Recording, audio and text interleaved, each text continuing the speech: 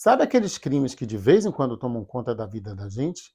Todo canto que a gente vai, a gente é bombardeado de informações que a gente até se sente um investigador de polícia e muitas vezes está chocado porque no decorrer dessa investigação a conclusão aponta o assassino, o mandante, para uma pessoa da família. E isso é muito mais comum do que a gente possa imaginar e do que esses crimes que ganham notoriedade. No vídeo de hoje, eu vou provar para vocês que na Previdência também o crime não compensa. Mas antes, para ficar prevenido, vamos naquele nosso combinado.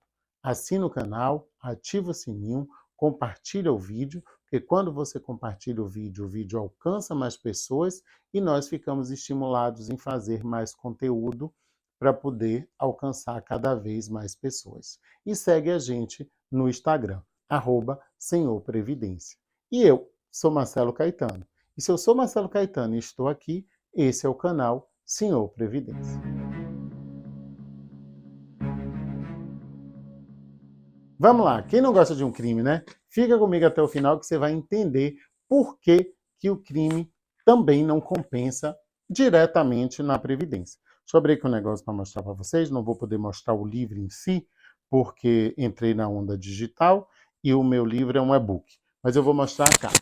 Esse livro aqui, ó, Flor de Lis, A Pastora do Diabo, foi que me despertou para essa questão relativa a crimes e previdência social. Esse livro é de Ulysses Campbell e ele puxa uma trilogia chamada Mulheres Assassinas, onde a gente tem a Suzanne von Richthofen e a gente tem a Lise Matsunaga, que são também crimes famosos e crime de grande projeção nacional, que também executados por pessoas da família. E aí, qual é a correlação finalmente? Suzane, filha, com 18 anos na época do crime. Logo, dentro do limite de idade para ser considerada dependente junto à Previdência Social.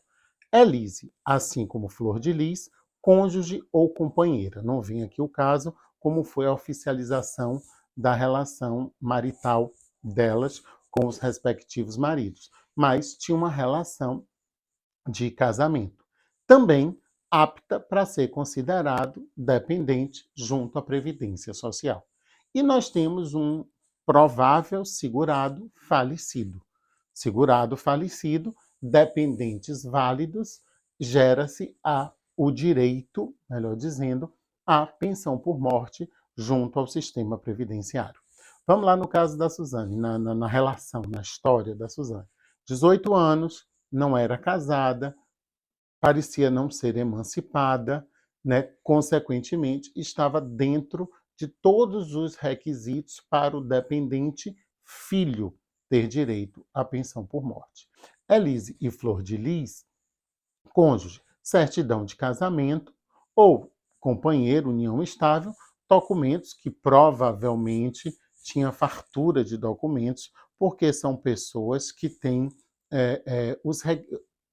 a movimentação que acaba, né, uma movimentação, digamos assim, mais cotidiana do que são os documentos que comprovam a união estável quando não se é casado, que é mesmo domicílio, filhos em comum, conta conjunta, prova ali de uma dependência econômica, não que cônjuge, companheiro precise comprovar a dependência econômica, mas de uma dependência financeira, uma interdependência, melhor dizendo, financeira, né? Então, por conta da vida que essas pessoas a gente vê ou presume que essas pessoas levavam. E os falecidos, os pais e os maridos, pessoas que exerciam a atividade laborativa ou até já estariam aposentadas por exercer atividade laborativa, logo segurados da Previdência Social. Então nós temos aí os requisitos necessários para a pensão por morte. Primeiro, o óbito. Segundo, esse falecido está segurado da Previdência Social, tem a chamada qualidade de segurado, está regularmente trabalhando ou contribuindo se ele for autônomo, ou até aposentado, se ele já está aposentado, e os dependentes com possibilidades de caracterização. Claro que aqui a gente não está analisando o processo, a gente está analisando o indicativo da situação, tá? Eu não tive acesso aos processos, li os livros e conheço alguma coisa. Mas simplesmente é um link para a gente entender o que é que acontece com essas pessoas se elas reúnem os requisitos para uma pensão por morte. Então, o que é que aconteceu? Em 2019, foi publicada uma lei definindo que o dependente que praticou, que participou, que foi mentor de um crime doloso contra o segurado e que foi condenado em sentença transitada em julgado, deixa de ser dependente desse falecido junto à Previdência Social e, consequentemente, não vai ter direito à pensão por morte. Deixa de ser reconhecido, né, como dependente desse segurado junto à Previdência Social. E aí a gente aqui no texto já viu 3 situações, né? Ele tem que ser o executor, o mandante, o mentor, primeiro ponto. Segundo ponto, o crime tem que ser doloso. O que é o crime doloso? É aquele crime que teve intenção de matar, ou seja, ó, o executor, o mandante, o que planejou e o que foi lá e executou. Então, houve um contexto ali de planejamento, de intenção para a execução do crime, que foi o que a gente viu nesses crimes que eu citei aqui. A Suzane, com o namorado, premeditou, planejou a morte dos pais.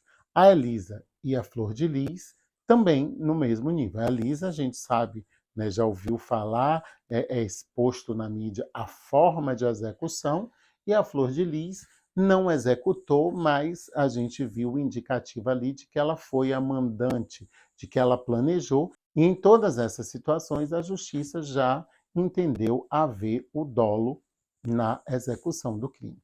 E o terceiro ponto, condenado com sentença transitada em julgado. Ou seja, o que é uma sentença transitada em julgado?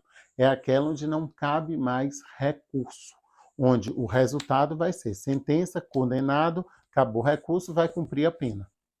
Não cabe mais questionar, não cabe mais alteração da decisão. É uma possível alteração da decisão com o resultado de um recurso. Então, esses 3 requisitos precisam ser observados. Por quê? Porque, por exemplo, um crime culposo, que é aquele que não teve a intenção de matar, ainda que tenha sido executado por um dependente, ele não pode ser considerado intencional, né? No julgamento. Não estamos falando de sentimentos, de impressões, nós estamos falando de conclusões jurídicas oficiais. Então, a conclusão foi que não foi doloso, que foi culposo, então não há a possibilidade de se entender que essa pessoa premeditou, que essa pessoa planejou, encomendou, ainda que ela tenha sido executada. A gente tem ali o crime, por exemplo, por legítima defesa, quando a pessoa precisa se defender do algoz, e esse algoz pode ser alguém da família, infelizmente. Então, essa questão, essa situação, ela afasta essa regra. A pessoa continua tendo direito ao benefício. E também, ainda que seja doloso e ainda que tenha todos os elementos de que a pessoa planejou, de que a pessoa encomendou, tem 2 situações, são os incapazes e os inimputáveis. Inimputáveis são aquelas pessoas que não podem ser responsabilizados pelos seus atos. Está lá no direito penal. Então, o direito penal prevê isso, claro, que a partir de análises médicas, psicológicas, também de toda uma decisão jurídica, uma decisão investigativa, e nesse caso envolvendo a área de saúde, para se chegar a essa situação, a essa conclusão. Então, essas pessoas ficam afastadas dessa restrição de não ter direito ao benefício. Mas, no geral, se teve dolo, o momento que a pessoa foi condenada, transitou em julgado, ela deixa de fazer parte do grupo de dependentes. E se ela já vinha recebendo, porque a gente falou de julgado, condenado, transitado em julgado, ou seja, final ali. Se ela já vinha recebendo, se por um acaso ela recebeu o benefício, primeiro tem uma regra administrativa que ele já pode ser suspenso, que se a pessoa for absolvida, ele volta a ser pago, E se ele não chegar a ser suspenso, ele vai ser suspenso ali a partir do momento e a pessoa ainda vai ter que se resolver junto à Previdência Social. Tá vendo que eu falei que o crime não compensa? Você que ficou até o final desse vídeo deve estar respirando aliviado. Nossa, graças a Deus que tem essa regra no sistema, que a pessoa que cometeu, que encomendou, que teve dolo e que foi julgada, condenada e a sentença transitou em julgado, fica fora desse rol de dependentes e de receber esse direito. Isso demonstra a ideia social do sistema. Né? Ali a gente tem uma complementação, podemos dizer assim, da punição de uma pessoa que cometeu um ato, né, que não é aceitável socialmente. E como o sistema é um sistema de seguridade social, ele também passou a pensar dessa forma. Claro que isso vem da evolução, de efetivamente estar escrito, né, na lei e tudo, vem dessa evolução a qual o sistema está submetido dentro desse movimento social. Viu? Importante saber disso. Pelo menos lá na roda de conversa você já vai poder dizer: eu sei que se essa pessoa for condenada e se o falecido for segurado, ela não recebe pensão do INSS. Pois é, esse é o canal Senhor Previdência, lhe informando sobre tudo do sistema previdenciário brasileiro. Segue a gente, ativa o sininho, compartilha, se inscreve no canal, fica junto, que a gente só tem a ganhar. Tanto eu, que vou aprender com você, porque pode colocar suas dúvidas aqui nos comentários, quanto você, que vai nos estimular a fazer mais vídeos informativos e com essas pequenas peculiaridades que são importantes no sistema. Claro que a gente não vai cometer crime, é melhor que não cometa, mas a gente já sabe como o sistema funciona. Estamos combinados assim? Então, tchau e até o próximo vídeo.